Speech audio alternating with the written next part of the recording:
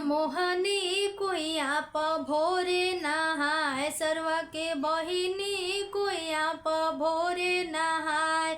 जब सरवा के बहिनी बाल सवारे, जब सरवा के बहिनी बाल सवारे, हमर भैया सवारे ले पे मन मोहनी कुइया प भोरे नहाय, मन मोहनी कुइया प भोरे नहाय। जब सरवा के बहिनी साड़ी सवारे, जब सरवा के बहिनी साड़ी सवारे, गौवा के लौंडा पीछे पड़ी जाए, मन मोहनी कुइया प भोरे नहाय, सरवा के बहिनी कुइया प भोरे नहाय।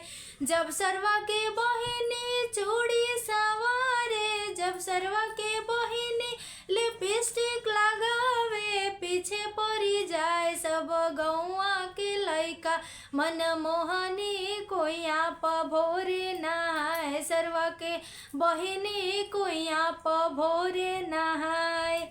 तई रहल तिलक के गारी गीत, सार के गारी गीत। अगर आप सबके अच्छा लगल हो तो हमारे चैनल पर जरूर जरूर जरूर सब्सक्राइब करो जा, शेयर करो जा, बेल आइकन के जरूर प्रेस कर जा, ताकि हमारे नया वीडियो का नोटिफिकेशन आप तक जाए। गीत अच्छा लगल हो तो जरूर कमेंट करके बताओ जा गीत कैसा लगल। गारी गीत। जय माता दी।